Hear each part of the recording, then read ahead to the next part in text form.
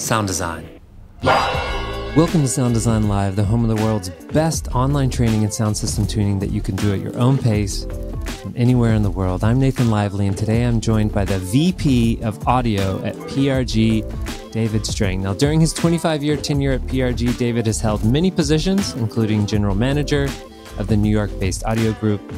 His current focus is leading the team that develops strategies and solutions for theatrical audio clients on Broadway, off-Broadway, and beyond. David, welcome to Sound Design Live. Thank you so much. Great to be here.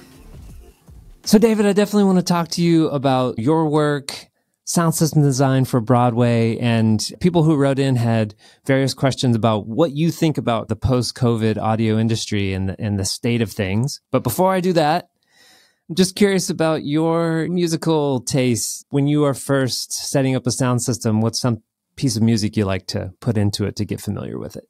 Well, this is a great question, and one I recognize you've asked many of your participants over the years, and I love that. And look, I'm old enough that I've been around that I remember the time when every time anybody was aligning a setting up a sound system and ready to listen to it, it was Steely Dan and it was Asia. So I guess there's probably some truth to that. I certainly did that at some point. But realistically, it really, from my standpoint, it always depended on what specifically was going to be the content that I was concerned about that day. For instance, in some cases, if it was popular music of some sort, one of my favorites was a song by Little Feat called Hanging On to the Good Times.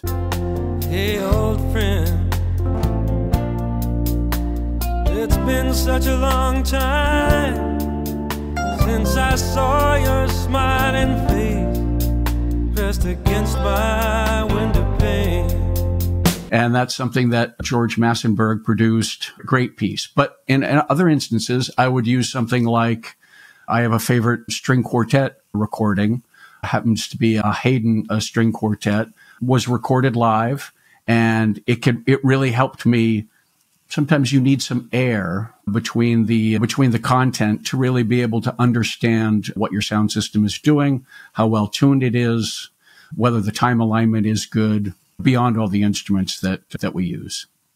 Yeah, it makes me think about when there's voice in the track, like we zero in on that. Like you can't not focus on that. Just biologically it feels. That's and right. So to take that out then gives you perspective on everything else. That is exactly right. Yep. I even went so far at one point as I used to use occasionally a piece by Arvo Pärt, or Pärt, I think is the correct pronunciation there, but Miserere, I think is how it's pronounced. And it's a piece that's very percussive, doesn't have any voice in it, and has a lot of air in it, but you can really get a sense of the tonality of your sound system as well as what the frequency response is in all different at all different levels. David, before we dive into some technical topics, I'd love to just learn a little bit about how your career has progressed and also how you figured out how to make money and support yourself. Just starting from the beginning, how did you get your first paying job in audio?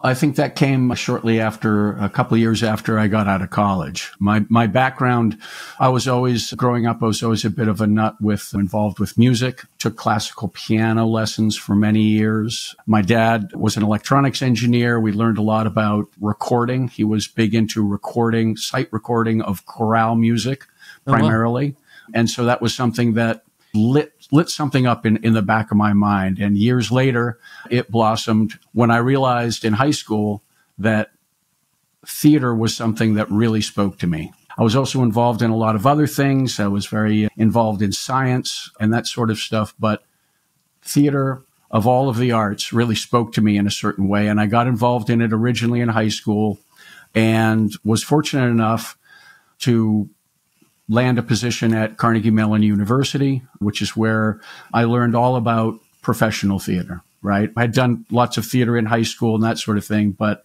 that's where I really learned quite a bit. Now, the problem was at that period of time, there was no sound design program at Carnegie Mellon. In fact, at that point, we're talking about very early 80s. Not any university that I was aware of had a real professional sound design program.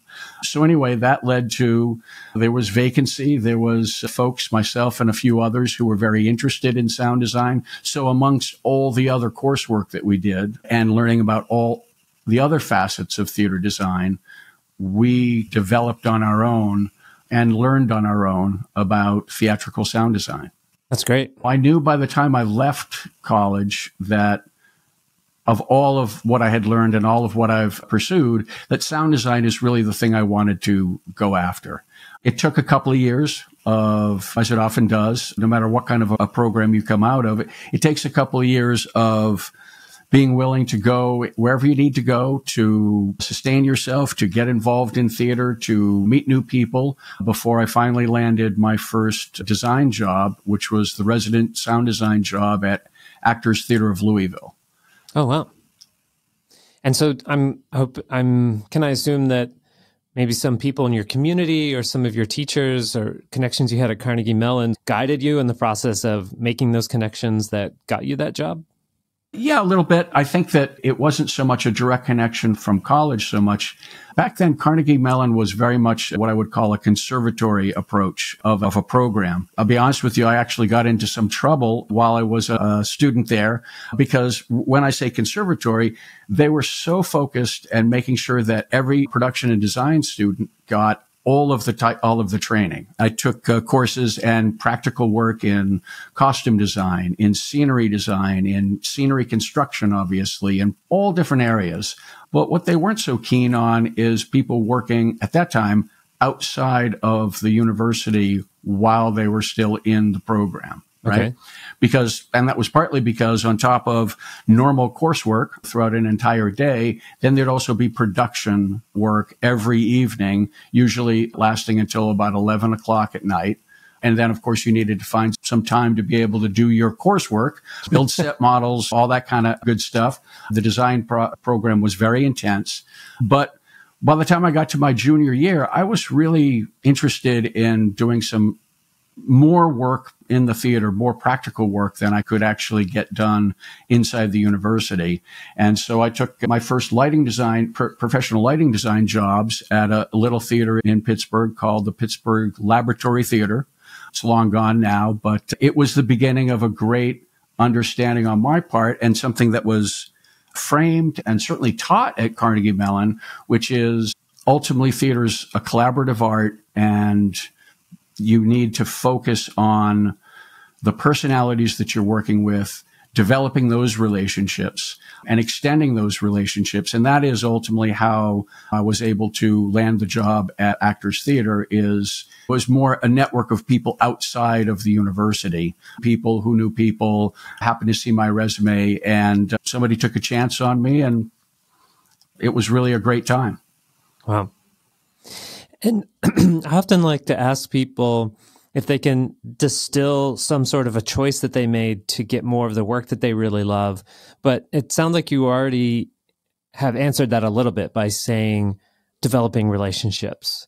So would you say that's the answer to that question? Or is it something else? Then I moved to New York City and that was the best choice I made. Or I never took a monitor mixing or whatever. Yeah. Is there something else you want to say about that? It's maybe a little bit different now, but I think a lot of times people early in their career, certainly back then, they come out of a school or they come out from whatever kind of training and they're fairly set on, I'm going to do X.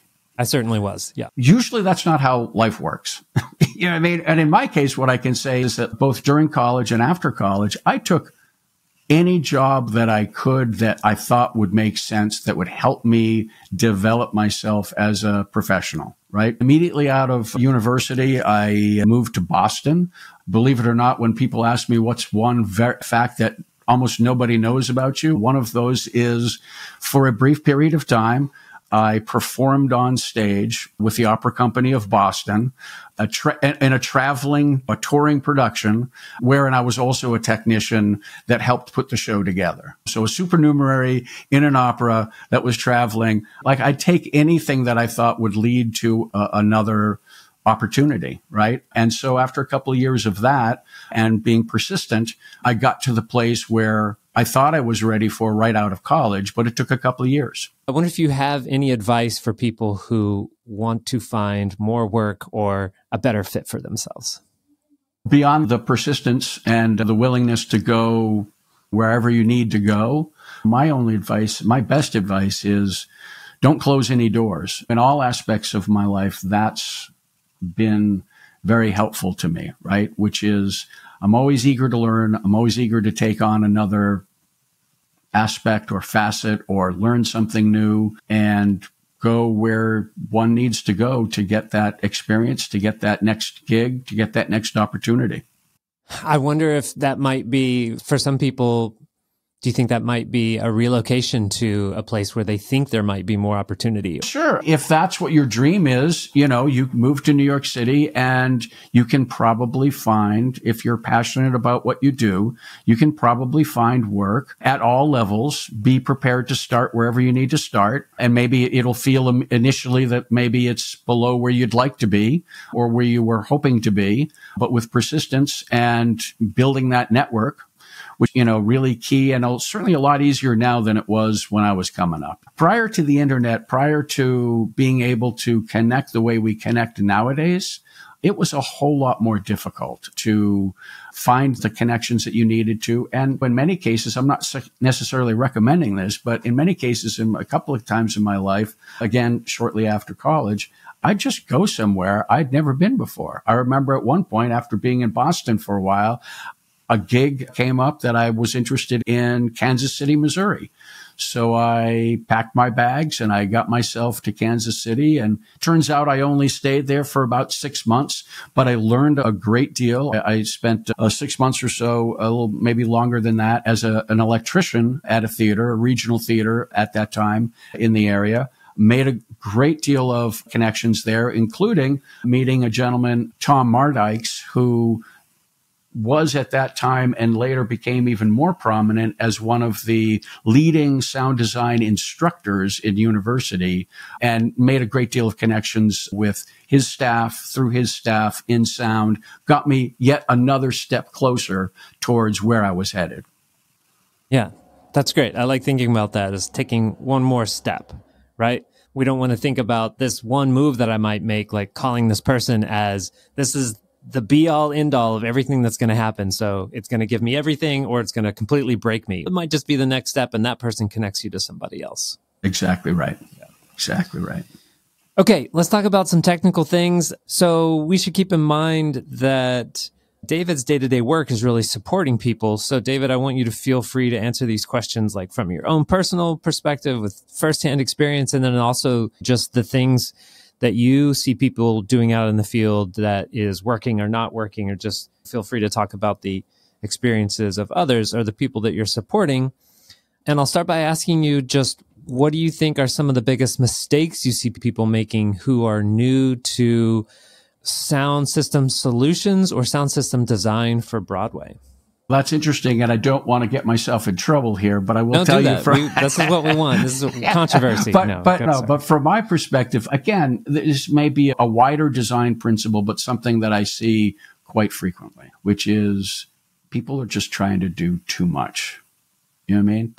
We've got to think about theater as one of those things that no matter what technical element you're talking about, ultimately it's there in support of telling a story or a musical presentation.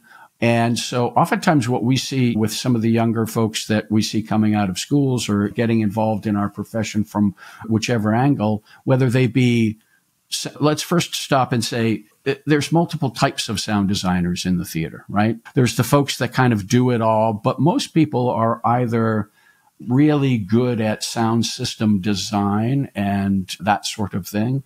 And then there are sound designers that are primarily composers and sound effects specialists. I came up at a time when I enjoyed doing all of that stuff, and some don't. Nothing wrong with any approach there.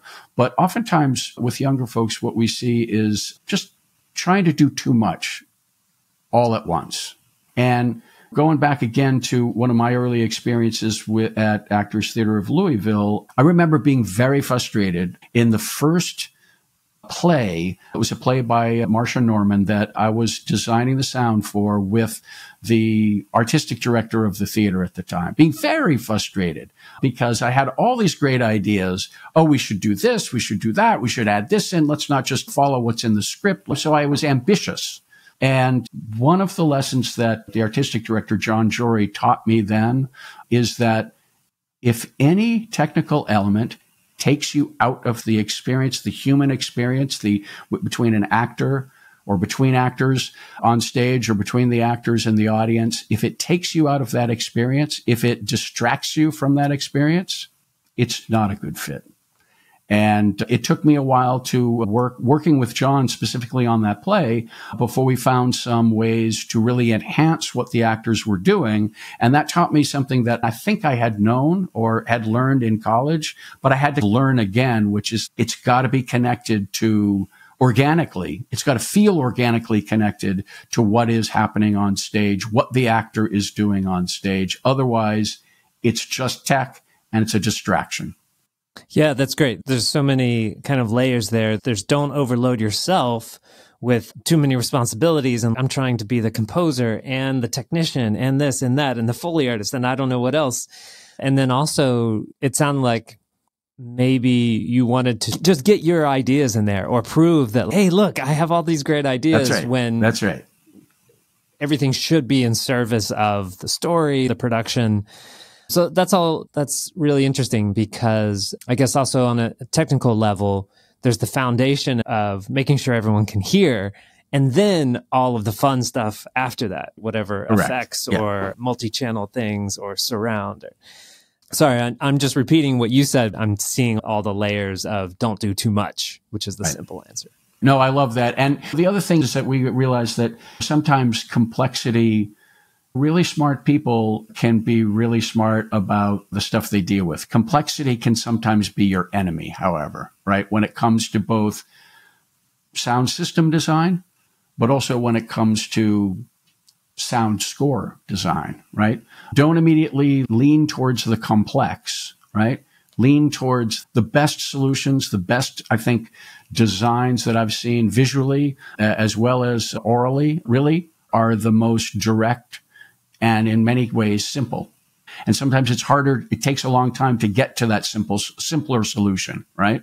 Sure. And when it comes to sound system design, we often see with musicals, that sort of thing is the complexity, while to a certain degree necessary in some more sophisticated systems, can also be your enemy just in terms of how robust is the system? Are there problems? Are you spending your tech process focused on trying to make the system work properly or on supporting what you're seeing going on stage? Right. Keeping with this theme of mistakes, would you be willing to share with us maybe one of the biggest or most painful mistakes that you've made on the job? I'll be honest with you. This one was the hardest thing I've been thinking about. Because there are so many or because it happened so long ago? No, I'm not real sure. I can't come up with a big one. You know what I mean? I will say this in my day-to-day life, I often have to remind myself, right, when it comes to, so maybe this is not necessarily biggest or most painful, but it's maybe a recurring thing. I often have to remind myself that, right, people are not coming at a problem. Whoever you're dealing with, whoever you're discussing a problem with, or whoever you're collaborating with, they're not coming at the problem from the same place you are. They don't have the same goals that you have. So the key thing that I would say is the best thing you can do is to try to put yourself in somebody else's shoes, right? Find a way to be like, before you pick up the phone to make a call to a designer, before you begin to discuss how we can, say, PRG as a company can best support somebody on a project, oftentimes we immediately start getting into discussions about this gear versus that gear, what's available, what's practical, what fits the budget. All of that's important. But the first thing you need to do is be able to put yourself in their, as best as you can, in their position, in their shoes, to be like, how is this going to come off to them? What are their needs and desires and their priorities before you start to push in one direction or another. And it's been the times when I've not done that or not taken the time to be understanding and really sensitive enough to see the other party's point of view where things have gone awry. And I think that's also true in my design career, right? Where I tried to go down a path that might have made sense to me and even started from a discussion with the director or somebody else in the creative process.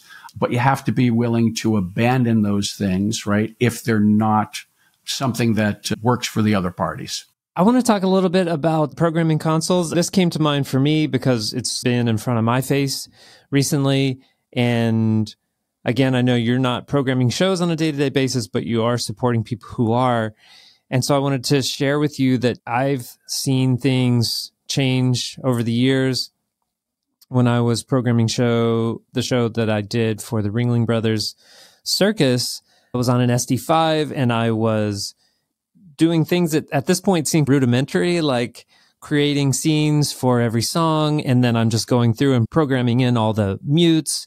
And that means setting the mutes, storing a snapshot, maybe going back and editing things. And then it builds as I need things. So do I need to add people to different channels to DCAs at different places, maybe some fader moves, maybe some EQ changes as necessary. And then recently I got to use an SD10 with the theatrical features in it. And this is kind of a revolution for me. I'd never seen this before. And all of a sudden I'm just going through and clicking on a grid, all of the mutes that I need, and people added to DCAs in a scene. And it was so much faster and scene so much more powerful. And so that's what I wanted to ask you about. What do you see? Can you give us kind of an overview of how modern plays and musicals are programmed? Yeah. I want to focus in on that first in terms of a response on that. It is fascinating, isn't it? The first time that you have an opportunity to use that T software on the Digico, you realize, how have I been able to do this without this all this time? Not to be, again, telling stories from ancient times, but before there were consoles, I remember a time before there were really consoles, even with VCAs, right? So there was the first jump was like, oh my gosh, look at this. We can assign things to VCAs and we can do most of our mixing there on a Q to Q basis, occasionally back to other faders or whatever. And then of course there was the whole leap to digital consoles, and now here we are. But early on in the development of the Digico platform with the original, I think it was the D5, Andrew Bruce and some folks at Autograph Sound developed this T software, right? And what they recognized is that their way, the theater's way of, which had grown out of using analog CADAC consoles, their way of programming, of utilizing the power of the digital platform was very different. And it involved, as you said, different ways of making assignments onto the DCAs. It involved aliases, which are very helpful for actors that may change costumes, wear a hat, don't wear a hat, all that kind of great stuff. It really is amazing. And they've extended even further with the SD series. And it's fascinating that you had been doing all of that work basically with an ST5 when now you probably recognize that I'm never going to do a show like that without T software anymore. Yeah. So I get it. And a little additional, let me just expand out a little bit more on that, because seeing the success of that, some other companies along the way had also gotten interested in doing something similar. So here's just a little, there was a period of time where there was interest among some designers on Broadway, some engineers on using the Studer Vista platform as a console in theater. This goes back a few years, but what happened, this was before Studer was part of Harman, and now they're no longer part of Harman either. But anyway, there was a gentleman by the name of Jamie Dunn that worked for Studer at the time, and he decided he was going to make it his mission with his software engineers to develop theater-specific software for their Vista platform. He goes ahead and does that. After learning from all of the designers on Broadway and on the West End, what's the right way to do this? What features do you need? All that kind of good stuff. And then they put out this software package. And being the company that they were at the time, it wasn't just like a separate piece of software, the way it is with Digico. It was an update to everybody's console. Now, Studer was pretty entrenched in broadcast, in trucks, and all sorts of, and in permanent installations in theaters as well. But what quickly happened was that these engineers that don't work in the theater saw some of these features and they're like, oh my God, how is it that we've not had this? And some of it was like cues that happen over a very specific period of time. Some of these things like supporting multiple roles inside of a single input, all of which became, and many of them decided, I can't not have that feature anymore. So it's interesting how that overlap happened. And as you may be aware, another development with theater-specific programming has been with Yamaha, where Scott Lehrer, a well-known Broadway sound designer, also has a recording studio here in New York City. He worked very closely with the engineers in Japan to develop theater-specific features on the Ravage console. Oh, okay. And each of these things operates a little bit differently, but they all support generally the needs that are unique to the theater market, to large projects with, many different scenes. I don't really know what the next step is going to be. I do think that Digico has taken over the theater market largely as a result of the T software and the fact that their version of it is very robust, very well known by engineers. People are very comfortable with it. Yeah, I haven't had the creator of X32 Theater Control on the podcast yet. I've chatted with him a little bit over email, but I wonder if some of the things that other consoles have done, like Digico, have just influenced that. So I only have an X32, but I would like to have some of those features. I'd like to be able to program all of my mutes ahead of time before I can get my hands on a console. And now we have this piece of software where even if you are at the smallest community theater, you can have a lot of powerful features that used to maybe you could only have on some of these bigger consoles. That's exactly right. That's exactly right. And it is pretty fascinating that we've gone so quickly from something that was, like you said, really just available, features that were really just available at the very top end of the market in terms of price point and everything else, to all the way across the spectrum, because people have seen how important those features are, in some cases, not just to theater designers. I wanted to talk a little bit about microphone maintenance. I don't know if you'll have anything to say about this, but the story is that on this play I was working on last year, an adaptation of Little Women, they had a handful of mics, about 24 different mics, all from Countryman, H6 and B6. And I have just had, I don't know why, I've had a lot of bad experiences with microphones. And so now I have a little bit of a phobia that I'm going to work on a show where there's just lots of pops and clicks and we'll never get it solved, because I've worked on shows like that. And then I've never quite figured it out. I've worked on shows where it seems to have these cheap mics and they don't have these problems. And I've worked on cheaper mics. And then I've worked on shows that have some of these mics and there's problems all day long. One thing I have seen is that when I've worked at some nicer theaters that have the higher end mics, your DPAs, 4088s, I'm thinking is what I've had experience with in the past. Never any problems.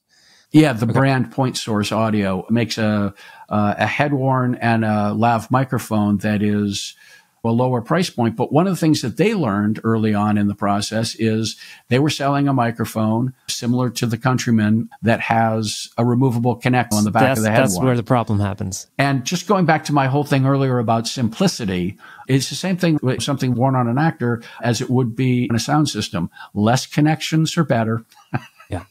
And that's a bad place to have a connector. That's for sure. And so what Point Source did is originally that's what their product did. It had and it was partly so that you could put different types of connectors easily on a head-worn for different types of body transmitters, right? Body pack transmitters. It was their way of dealing with the connector issue, right? But as flexible as it was, it proved to be a barrier to use in the professional theater. So they make now a separate model specifically for theater use that has a hardwired connector of whatever sort you want on it, LEMO connector, TA4F, whatever, as a way to get rid of that problem. but they're also very high quality microphones that are fairly inexpensive. And I think they've taken away market share from some of the folks like DPA and whatever. I think partly because they make a great product, but also they have an ability to be pretty far away from the actor's mouth without having a problem, right? And that's really what you want. Usually when you're having lots of plosive problems, in my experience, you're a little too close. You know what I mean? Mm-hmm. Or you're getting a little too much signal. And I should have been more clear that the pops that I was thinking of are really coming from those connections. Oh, they are. So it's an electrical pop. But as you're talking, I'm also realizing that I have some assumptions about what needs to happen here, because I'm so concerned oftentimes about getting enough game before feedback because of all the extreme conditions I'm required to work in, that I just always want a mic like right next to the mouth as much as possible. And so I'm not even thinking about what this person's voice sounds like, whether or not it might be better to have a position on top of the head or maybe even over here. So I'm not even trying those things or listening to the person's voice. I just know that this is where sound comes out and I need it to be as loud as possible.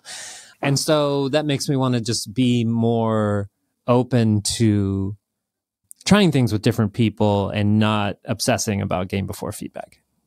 Yeah, no, I think that's a great point and something that will definitely help you out in that situation. Look, I think that a lot of us, I can certainly remember, I did a lot of this where I'm like, okay, I'm going to mic a harp.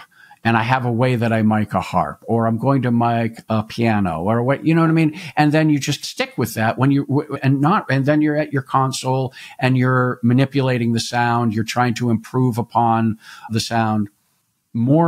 Usually, it took me a while to learn this, but usually more time needs to be spent on variations on mic placement, on different types of microphones, and affording yourself. It's hard to do oftentimes with events, but certainly, I think to your point, with actors, try different placements, right? You've got to be open to try different placements. One of the mistakes that I see people make quite frequently, worried about certain environments, maybe highly reflective spaces, and whatever it happens to be, actors out in front of portions of the PA for portions of the show. So their immediate thing is, I need to have a cardioid microphone. Maybe, but try it, but maybe that's not the right answer, because there's some drawbacks to using a cardioid lav or head-worn as well. And it can be surprising how much of a difference there really is there in terms of that sound, I think, for some folks. So try some different placements. It's not necessarily closer to the mouth that's going to be the better sound, or even the best game before feedback, I think, which is what you're saying. Okay, David, I have some questions that people send in from Facebook, and a lot of them want to see if you can predict the future and say that everything's going to be okay, I think is what people want you to say. I also get the sense that I've invested a lot of time in my life into this career of pro audio, and then to realize that so much of it is based on having a strong economy and not having global pandemics, that it does make me nervous, and just hope that I'll continue to be working on things that I enjoy into the future. So I think that's where a lot of these questions are coming from. Gabriel says, how has the industry changed in the post-COVID world? The thing I could not have predicted, and I think none of us could have, has been the impact on the supply chain, right? And from where we sit as a PRG, as a technology provider, equipment provider, services provider, we're very accustomed prior to the pandemic of being able to get from our partners and vendors pretty much anything we needed within a 4 to 6 week window. Mm-hmm. No problem. Sure. And now we're in a situation where that's just not possible in many cases. I'll give you an example. Coming out of the pandemic, there was chip shortage, and it impacted the audio industry in a very unique way, because in many cases, at least the way the experts explain it to me, audio equipment manufacturers rely on chips that are a couple of steps back from the cutting edge, right? Not the most current technology in terms of chips. And when there were some problems with chips manufacturing, and then supply chains started to get all weird, the thing that suffered a lot was audio, because that stuff that was a couple of generations back in terms of wafer technology was just no longer available. Hey. Or was getting sucked up by other industries. So that forced a lot of audio equipment manufacturers to redesign their equipment, and in many cases, multiple times. Unheard of. Yamaha at one point suggested that they weren't going to be able to deliver, and it was a wide range of their products for over 14 months. Oh, wow. And they're just slowly now working out their way out of that. Same thing with some of the wireless in-ear and wireless microphone technology coming out of Shure. They just could not deliver in the kind of quantities that the marketplace needed. And part of that was just a changing of what people were buying, but a lot of it was supply chain problems, and we're still dealing with them today. Wow. We've gone from a business where, like I said, 4 to 6 weeks was a reasonable amount of time to get pretty much anything that you needed, to, in many cases, 6 to 9 months. L Acoustics, as an example, announced, I think I'm okay saying this, announced at their December certified provider meeting that 95% of their capacity for 2023 had already been spoken for. Oh, so if you have something you need, wait till 2024. We work very closely with all of our vendors, seriously, and in some cases we can shake things up a little bit or jump the line in some cases for a specific project or that sort of thing. But really, to answer the question, the biggest change coming out of the pandemic for me, for the audio industry, has been the supply chain challenges. And what that means for us as a company is we now need to be much more strategic about where we're going in terms of technology, what we're going to purchase, what we're going to support, and what we're not. Okay, so Gabriel has a question about what you're supporting in terms of technology. So he says, what is the current trend and what clients are asking for? Maybe more PA, wireless, broadcast solutions, staffing, etc. And how are you shifting to meet that demand? That brings up another part of what's changed coming out of the pandemic, which is shortly before the pandemic, PRG merged with a company called VER. And it turned out to be extraordinarily beneficial in ways that we didn't necessarily plan or realize at the time, because what happened during the pandemic, everything went behind a camera. Right? And we were all doing all of this live streaming. We were all doing these events virtually. And in many cases, that meant remote production, remote cameras, studios that we put together in some of our facilities specifically to be able to meet this demand, whether it be a corporate show or whatever it is that couldn't be done live. We were able to produce those shows remotely. Sure. So I would say that's the biggest thing that really has changed in terms of style of presentation, right? Many of those virtual events remain and continue, but we're also seeing now that it's now going to become, I think, a lot more standard, even in, say, theater, live theater, which used to be very unwilling, I guess is the right word, to do things like live stream or even record, right? Now it's being incorporated regularly in all levels of theater, right? Not just Broadway theater, but off-Broadway theater, regional theater. It's not one or the other. Now they realize they need to do both. So the equipment and services to support that is one big change, right? And I think it's a positive one and has provided a lot of opportunities for individuals with their expertise, whether it be in video, audio, lighting, or otherwise, but also for a company like PRG, we've expanded our digital services to be able to do that production element from soup to nuts, sure. Right? All the way from the camera lens, all the way through the back, the networking, the mixing remotely, all of that stuff. So that's been, I think, the biggest part of the change. As far as equipment's concerned, it continues to be what I call iterative progress in things like consoles and digital wireless. Digital wireless obviously is the changeover that we're all still in the middle of, but essential as we move forward. So that's certainly one of the things. I think the hybrid productions in theater, in corporate and events, in touring, that's really the biggest change. And I'm curious, do you see this in the arts as well? Like I mostly work in corporate events at this point, some theater, and so a lot of it is hybrid now, but do you see that? Are there plays that are requesting also a broadcast solution? Absolutely, Yeah? yes. Okay. And again, everybody learned how to do this during the pandemic because a lot of these smaller arts organizations, they were not going to survive if they didn't have some sort of revenue coming in. If they needed a way to support their artists, to support their missions, and they figured out a way to do this. And now almost every one of them that I can think of are one of the companies that we support regularly, Second Stage here in New York. At first they was like, oh yeah, I think we should try this on this show. And now repeatedly, every show that they do towards the end of the run, they do a bunch of live streams as well. Okay, interesting. Scott Vogel says, since lockdown has been lifted, has he had more, less, or about the same amount of problems keeping people and hiring new staff?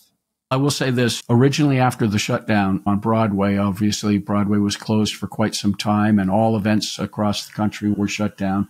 Immediately following that, it was very difficult for a while to get things back up and running and to meet the increased demand that happened after the shutdown was over, right?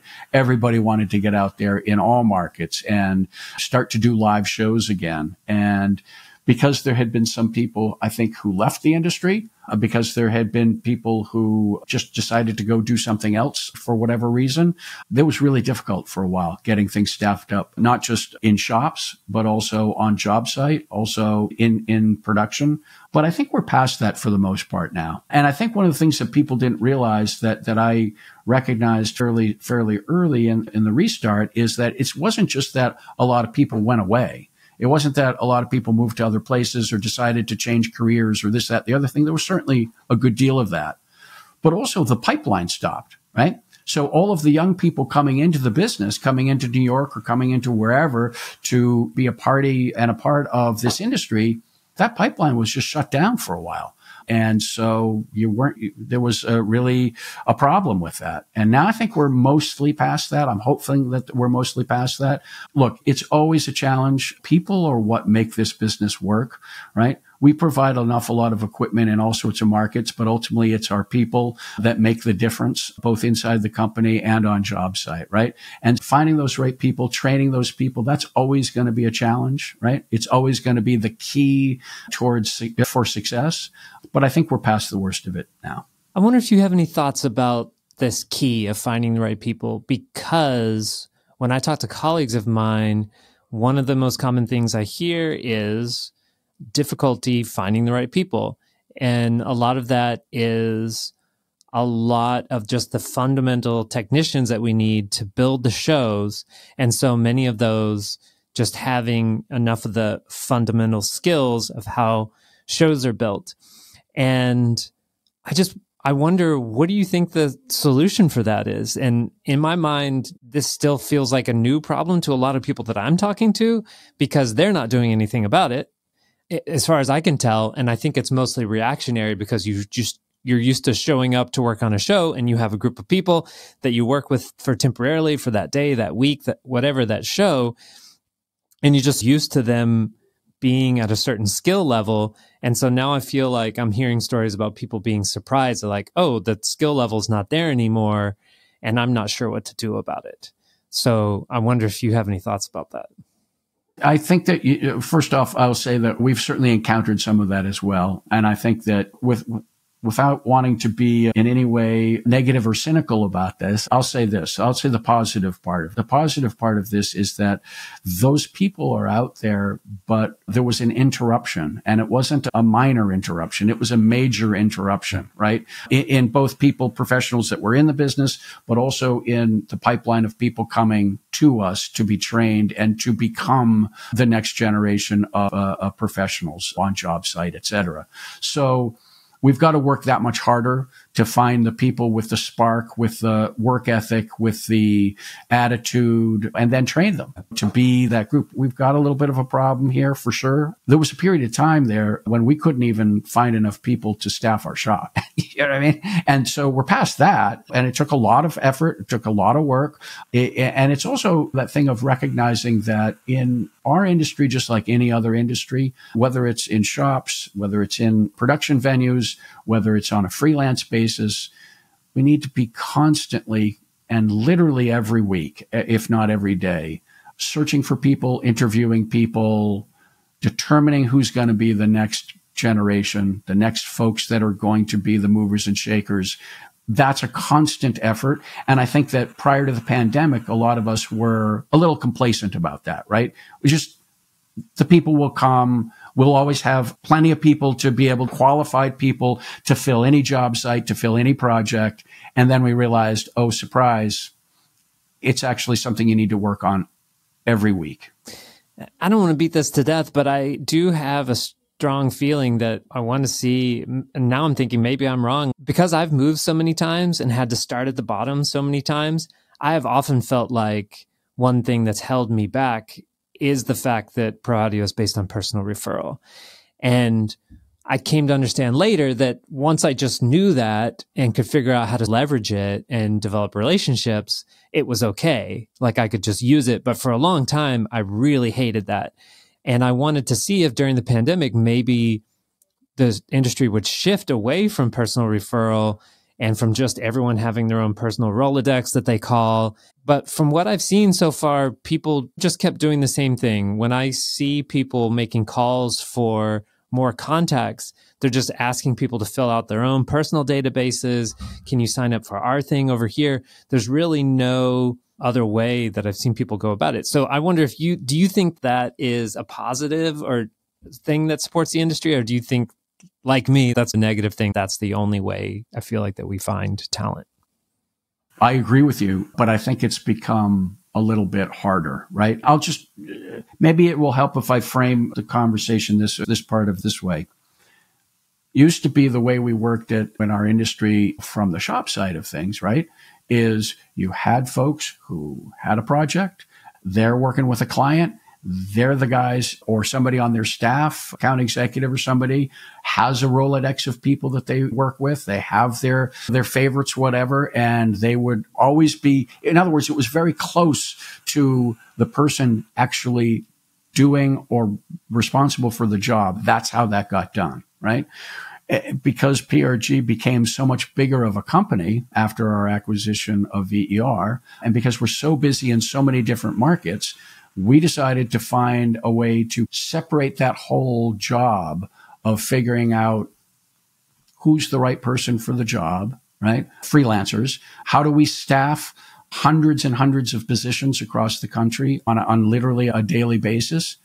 Rather than that all being individual project managers, right? In individual cities, in individual places, we now have a group called Crew Services that handles that for the entire company across all of North America. We have a slightly different way that we do this in Europe, but it's similar to this. The database has obviously gotten bigger. The referrals have obviously gotten bigger. Now, that doesn't preclude a project manager still has input on exactly who they want to have on a job. But it's not 100% their responsibility anymore. Exactly. It's not 100% their responsibility. They're not burdened with all of the regulations and requirements that are different in California as opposed to Minnesota, as opposed to Massachusetts. They can just focus on, I've got a client. I know I need these key people on this job.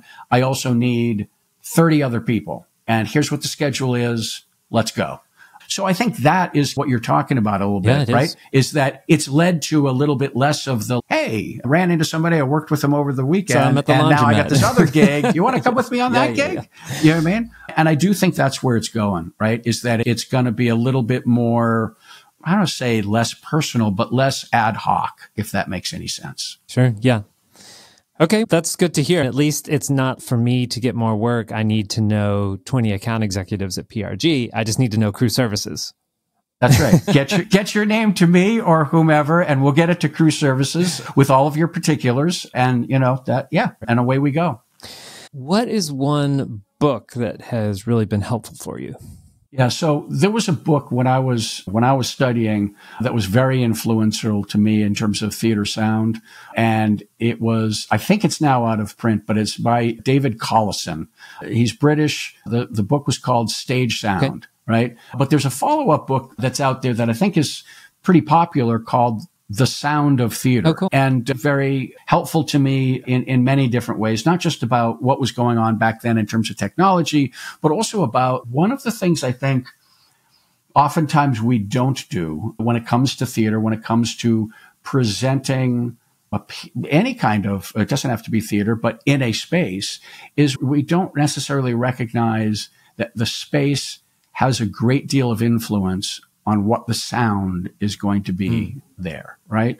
And that was one of the things that I learned way back when I was a youngster. There was a book called Theater Design and Modern Architecture by a gentleman by the name of George Eisenhower. And he goes all the way back to Greek theater and all the way through the ages, looking at different architecture and how that impacted the mode of presentation, the modes of theater, etc., music, all that kind of great stuff. And oddly enough, fast forward all the way to this day, there's a little bit of that same thing in a book that I'm just one of the books I'm reading right now, which is How Music Works by David Byrne, where he also has a whole bit in his book about how architecture impacts presentation and musical performance. It's certainly no different in the theater. And I think sometimes we use sound to try to overcome issues with the architecture rather than working with it. And I think that's a key thing. Okay. David, do you listen to podcasts? Every week I will probably catch Harry Shearer's Le Show because I'm a big fan of his comedy, but mostly I'm very nerdy about this stuff. I listen to things like the On the Media podcast that comes out of WNYC. I love that. Certainly Radio Lab frequently. Sure. But yeah, no, I spend a good deal of time commuting, so podcasts are definitely my friend. Yeah. David, where is the best place for people to keep up with what you're doing and follow your work?